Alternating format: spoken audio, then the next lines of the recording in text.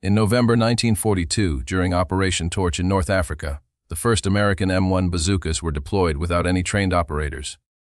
On the eve of the landings, General Dwight Eisenhower discovered that none of his troops had received any training on the new rocket launcher. Within days, German forces captured several intact bazookas from inexperienced American units who had abandoned their equipment during early combat encounters. These captured weapons would spark one of the most remarkable reverse engineering projects of World War II. The bazookas represented something new and significant in German military strategy. Here was a lightweight, shoulder-fired weapon capable of destroying tanks at longer ranges than hand-thrown charges, requiring just 1 or 2 soldiers to operate. German technical intelligence immediately recognized the potential. With this weapon, every American infantry unit could independently engage armored targets without waiting for specialized anti-tank guns or vehicles. The captured bazookas were sent to Germany for immediate analysis. They arrived at the Kumdorf Proving Ground south of Berlin, where German weapons experts conducted a detailed examination of the American technology. What they discovered would drastically change German infantry tactics for the rest of the war. The technical analysis showed both advantages and challenges. The M1 bazooka fired a 60-marm rocket with battery-powered ignition. Its shaped charge warhead could penetrate 75 to 100 mm of armor under ideal conditions. Weighing about 7 kg, it could be operated by a single soldier. However, German engineers quickly identified some critical flaws. The biggest concern was the battery-powered ignition system, which proved unreliable in cold conditions. The German experience on the Eastern Front had shown that batteries often failed in freezing temperatures. The wooden shoulder stock of the American bazooka housed compartments for 4D cell batteries, 2 active and 2 spare. However, moisture and cold rendered these batteries ineffective, so any German version would require a more reliable ignition system. Additionally, the 60 mm warhead was insufficient against the Soviet T-34 tanks, which had sloped armor that could defeat smaller shaped charges. The German military already had 88 mm shaped charge warheads for the Raketenwerfer 43, a wheeled anti-tank rocket launcher, which cost 5 730 Rake marks to produce. Adapting this existing ammunition to a shoulder-fired tube would provide greater penetration while utilizing established production lines. In March 1943, a critical demonstration took place at Kumdorf. Captured American bazookas were fired alongside experimental German anti-tank weapons, including the FA Patron.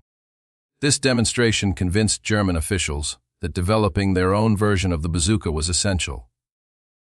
The captured American weapons proved that the concept was sound, and with German engineering, it could become even more lethal. The development of the German version of the bazooka proceeded with remarkable efficiency. Engineers replaced the battery ignition system with a magneto system, activated by a spring-loaded rod that struck a generator to create electrical current. This modification eliminated the vulnerability to cold weather while ensuring reliable ignition. The tube diameter was increased to 88 mm to accommodate the existing Pu-pitch-N ammunition, providing a warhead nearly 50% heavier than the American original. However, one major design compromise arose. Unlike the American bazooka, whose rocket burned out inside the launch tube, the German rocket motor continued to burn for approximately 2 meters after leaving the tube. While this increased both range and velocity, it also created a dangerous backblast that posed a serious risk to the operator. Early users discovered that the exhaust could cause severe burns and temporary blindness, earning the weapon the nickname Offenrohr, the stovepipe. By July 1, 1943, the weapon was officially listed as the 8.8 cm R Panzerbuka, though the designation would later change to Raken Panzerbuka 43, or RPSB 43. Production preparations were already underway at multiple facilities across Germany, although mass production would not begin until September. The German manufacturing system mobilized with typical efficiency. 6 primary manufacturers received contracts for producing the weapon: Enzinger Union in Fedshim, Hassag in Moselwitz, Gabruda Scheffler in Berlin, Jeckel in Freitat, Kronrins in Solingen, and Schreier in Fürth. These facilities produced components or complete weapons, with final assembly occurring at various locations to prevent Allied bombings from disrupting the entire program. By September 8, 1943, a German military report confirmed that the weapon would soon be sent to frontline troops for trials. By September 30th, the official manual for the Raketen Panzerbuka had been published. On October 5th, the first batch of 500 weapons and 5,000 rockets was delivered to combat units. From captured American weapon to German mass production, the entire process took less than 11 months. The scale of the commitment to the new weapon became evident through production numbers. Initial orders called for 382,000 units, though material shortages and bombing raids reduced this to 289 151 ARPS B-43 models by July 1944 when production ceased. An additional 25 700 improved RPs B-54 models were produced between December 1944 and the end of the war.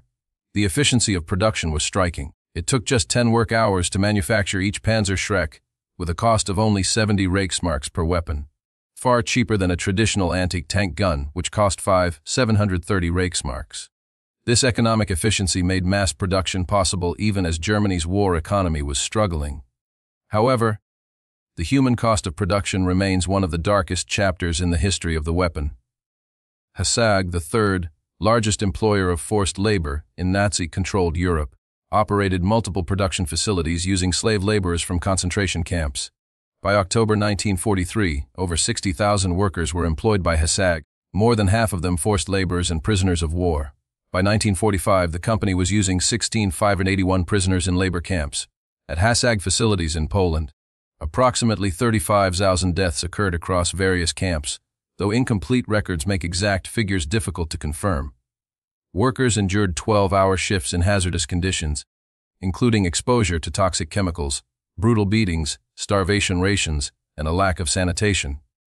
The Schleibenberger camp, which produced munitions such as Panzer Schreck components, housed between 2,000 and 5,000 female prisoners, with an average life expectancy of only 2 months. On October 12, 1944, an explosion at the camp killed 96 laborers. Combat deployment of the Panzer Schreck began in the autumn of 1943, initially in small numbers as production ramped up. By January 1944, 2,141 units had been issued to combat units, though another 39,526 remained in armories due to distribution issues within the Wehrmacht. German infantry units across all fronts quickly recognized the effectiveness of the new weapon against Allied armor. The Eastern Front received priority for distribution, as Soviet tank commanders soon realized the changing tactical situation. Previously, German infantry had relied on magnetic mines, anti-tank rifles, and bundled grenades. Now, they had a weapon that could engage tanks at ranges of 150 to 200 meters, allowing every German strongpoint to potentially hide multiple rocket launcher teams. The weapon was particularly effective in defensive positions. German tactics called for Panzer Schreck teams to establish interlocking fields of fire from concealed positions.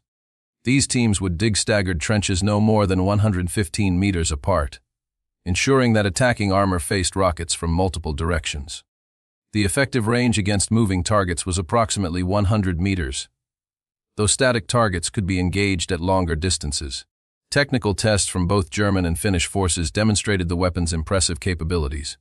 The RP's GR-4322 rocket achieved 160 mm of armor penetration at a 60° impact angle, or up to 230 mm at an optimal 90 Ranger angle. Its velocity reached 110 ms compared to the American bazooka's 85 ms, and the warhead contained 700 g of explosive, 3 times the amount found in the American rocket. In February 1944, a blast shield edition of the weapon, the RP's B-54 model, was introduced as the standard production variant. This shield protected operators from the rocket's dangerous backblast, though it increased the weapon's weight from 9.25 kg to 11 kg. Despite this, operators still needed additional protective equipment, including gloves and face protection, as the backblast zone extended 10 to 30 meters behind the weapon. As D-Day approached, Western Front deployment accelerated. German forces in Normandy received thousands of Panzer Schrecks, positioned to target Allied landing craft and tanks near the waterline. The weapon proved especially effective in the Bocage country, where the short engagement ranges and plentiful concealment made Panzer Schreck tactics highly suitable. American tank crews, realizing that their own invention had been turned against them, developed countermeasures, including additional armor and infantry screens. The psychological impact of the Panzer Schreck often surpassed the physical damage. Allied tank crews knew that every hedge, building, or pile of rubble could hide a Panzer Schreck team. The weapon's distinctive launch signature, a bright flash followed by a smoke trail, became a feared sight.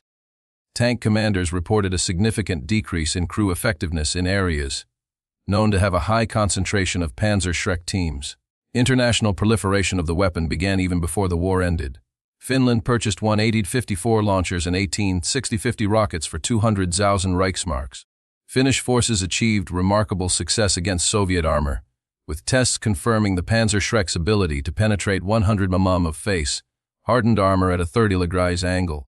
Hungarian forces also received Panzer Schrecks for Operation Spring Awakening in March 1945, the last major German offensive of the war.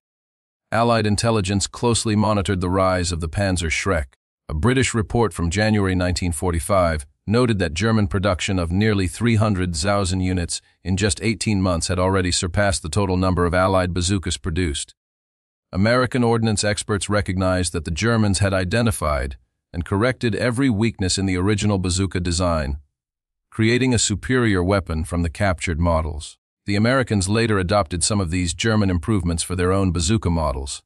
The M9 bazooka, introduced in October 1943, incorporated a magneto-ignition system similar to the Panzer Schrecks, eliminating the battery issues that plagued earlier versions. The M20 Super Bazooka, developed late in the war, increased the caliber to 3.5 inches and followed the German example by using larger warheads for better penetration. Production statistics highlight the importance of the Panzer Schreck to German strategy.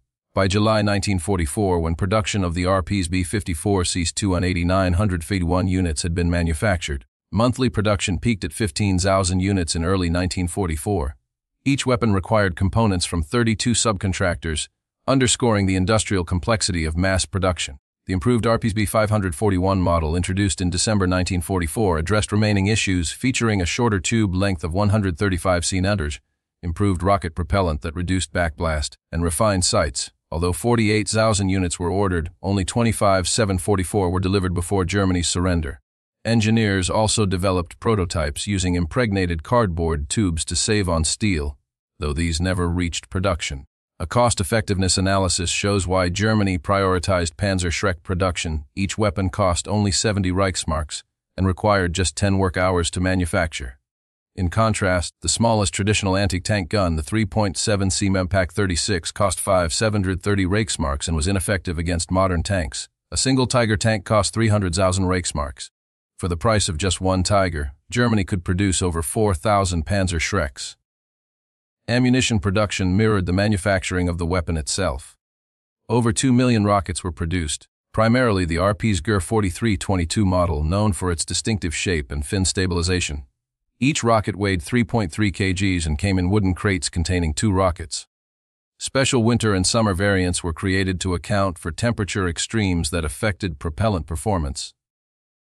Transport frames allowed soldiers to carry 5 rockets, though the weight and bulk limited mobility. The influence of the Panzer Schreck extended beyond World War II. The Belgian company Mauer, which had produced Panzer Schrecks under license, developed the blinderside RL-83 in the 1950s. Similarly, the Swiss Army adopted derivatives as the 8.3 cm rocket-propelled grenade, keeping upgraded versions in service through 1980. The basic concept of a large, shaped charge in a shoulder-fired tube influenced the development of anti-tank weapons around the world. Post-war analysis by American ordnance experts acknowledged the German achievements. Colonel C.T. Richards wrote in 1946 that the Panzer Schreck program was the most successful reverse engineering project in history, achieving mass production in under 7 months from the initial capture of the weapon. The Germans had taken a hastily developed American weapon and transformed it into a mature system that exceeded the original in every performance metric. Soviet forces captured thousands of Panzer Schrecks during their advance into Germany. Soviet evaluations confirmed the weapon's superiority over the American bazookas received through Lend-Lease. The Soviets had initially rejected the American bazookas as insufficiently powerful, receiving only 3,000 units with limited ammunition. The German version, with its larger warhead and greater penetration, was better suited to Soviet tactical needs. The last documented combat use of wartime Panzer Schrecks occurred during the 1948 Arab-Israeli War. when Syrian forces used captured German weapons. These weapons had traveled through various conflicts, demonstrating the durability of the basic design. Some examples remained in Third World arsenals into the 1960s, long after more advanced anti-tank weapons had become available. Remarkably, technical documentation of the weapon survived in great detail. The German manual for the Panzerschreck, dated September 30, 1943, provided comprehensive instructions on operation maintenance and tactics. American intelligence translated the captured manual, with an October 7, 1944 report detailing German firing procedures, aiming techniques, and safety guidelines. These documents demonstrate the thoroughness of the German training programs, despite the pressures of wartime conditions. Safety records highlight the dangers associated with the weapon. German reports indicate numerous casualties among operators due to backblast injuries, premature detonations, and enemy return fire, drawn by the weapon's prominent launch signature. The 10 to 30 meter backblast zone behind the weapon required careful positioning to avoid injuring friendly troops. Urban combat proved especially hazardous, as backblast could ricochet off walls and harm operators. Comparative analysis of contemporary anti-tank weapons places the Panzerschreck within the broader evolution of these systems. The British Pite, using a spring-launched spigot mortar principle, had greater range but offered less penetration. The American bazooka was more portable but had inferior armor, piercing capabilities. The German Panzerfaust was simpler to operate and cheaper, but it was a one-time use weapon. The Panzerschreck struck a balance, offering reusable capability with significant hitting power. Manufacturing quality varied considerably as the war progressed. Early production models from 1943 were of high quality with precision machined components. However, by late 1944, the simplification of production methods and the use of inferior materials led to a decline in quality, though functionality remained adequate. Captured examples show a progressive degradation in finish and tolerances as Germany's industrial situation deteriorated. The infrastructure supporting the weapon included training facilities, ammunition depots, repair workshops, and distribution networks. Germany established Panzerschreck training schools at several locations, graduating thousands of operators each month. Specialized repair units maintained the weapons at the division level, and the logistical commitment to the Panzerschreck rivaled that of traditional artillery systems, underscoring the weapon's perceived importance. Environmental factors affected the Panzerschreck's effectiveness. The weapon was less reliable in extreme cold, where the propellant burned inconsistently, and desert conditions led to sand contamination. Rain and moisture could cause electrical shorts in the ignition system. Despite these challenges, the basic design proved remarkably durable, functioning effectively in various combat environments, from the Arctic conditions of Finland to the Mediterranean heat of Italy. Allied countermeasures evolved throughout the war in response to the Panzerschreck. Tank crews welded additional armor plates, hung sandbags, and installed wire mesh screens to counteract shaped charges. Infantry adopted aggressive screening tactics, advancing ahead of tanks to suppress Panzerschreck teams, while artillery and mortars targeted suspected firing positions. Despite these efforts, the Panzerschreck remained a significant threat until the war's end. German tactical innovation maximized the weapon's effectiveness. Panzerschreck teams learned to target specific vulnerabilities on enemy vehicles, such as vision blocks, engine compartments, and track assemblies. Multiple teams often coordinated attacks to overwhelm tank defenses. In urban combat, tactics were developed to exploit the weapon's capabilities while minimizing exposure to return fire. These strategies influenced post-war anti-tank doctrines worldwide. Production quality control data from several facilities provides insight into the weapon's manufacturing standards. Random testing of production models showed that approximately 95% met specifications in 1943, but by late 1944, this had dropped to about 80%. The primary failures involved the ignition systems and tube integrity. Despite these issues, the sheer volume of production ensured that enough weapons were supplied to combat units. The economic impact of the Panzerschreck program extended beyond its direct production costs. Germany diverted significant industrial resources to manufacture the weapon, including steel, electrical components, and chemicals for propellants and explosives. This allocation of resources came at the expense of other weapons production. But the cost-effectiveness of the Panzerschreck compared to traditional anti-tank guns justified this diversion. From a training perspective, the German military adapted its programs based on combat experience. Early training emphasized accuracy and safety, but over time, combat veterans took on a larger role, providing practical instruction on tactics, camouflage, and survival. The Wehrmacht published numerous training pamphlets and tactical guides specifically for Panzerschreck operators. These materials, captured and translated by Allied intelligence, offer insights into the evolution of German anti-tank doctrine. As production expanded, the complexity of the supply chain grew. The Panzerschreck required specialized components from multiple suppliers, including electrical contacts, optical sights, steel tubing, and wooden parts. Rocket production also required separate facilities for warhead manufacture, propellant mixing, and final assembly. Any disruption in the supply chain could halt production, making the program vulnerable to strategic bombing. The Panzerschreck program ultimately demonstrates rapid military adaptation under extreme pressure. From the initial capture of American bazookas in November 1942 to mass production by September 1943, Germany transformed a foreign concept into an indigenous capability. The program's success was due to pragmatic engineering, which adapted existing resources rather than pursuing entirely new technologies. Germany's ability to produce nearly 300,000 Panzerschrecks while fighting a multi-front war showcases remarkable industrial resilience. The weapons development stemmed from systematic reverse engineering that identified and corrected the original design's weaknesses. German engineers didn't just copy the American bazooka. They created a vastly improved weapon system that outperformed the original in every measurable aspect. The historical significance of the Panzerschreck goes beyond its technical achievements. It represents successful technology transfer under combat conditions, rapid industrial mobilization despite resource constraints, and effective military adaptation to enemy innovations. The program proved that captured enemy technology could be quickly turned into mass-produced weapons that influenced battlefield outcomes. Modern military historians study the Panzerschreck as a case in successful reverse engineering, rapid product development under wartime conditions, and industrial mobilization. The timeline from capture to mass production remains impressive, even by today's standards. Few weapons programs have achieved such speed from concept to deployment, especially when starting with captured enemy equipment. However, the full story encompasses both technical innovation and human tragedy. While German engineering deserves recognition for its rapid development and successful mass production, the extensive use of slave labor in the manufacturing process cannot be overlooked. Tens of thousands of forced laborers died producing weapons for a losing war.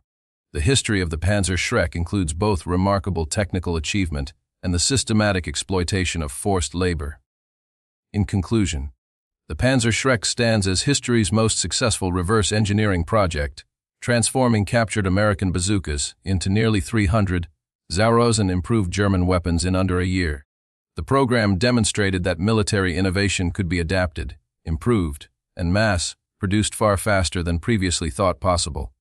From its first capture during Operation Torch to the final weapons produced in April 1945, the Panzerschreck symbolized German industrial capability and engineering pragmatism applied to military necessity.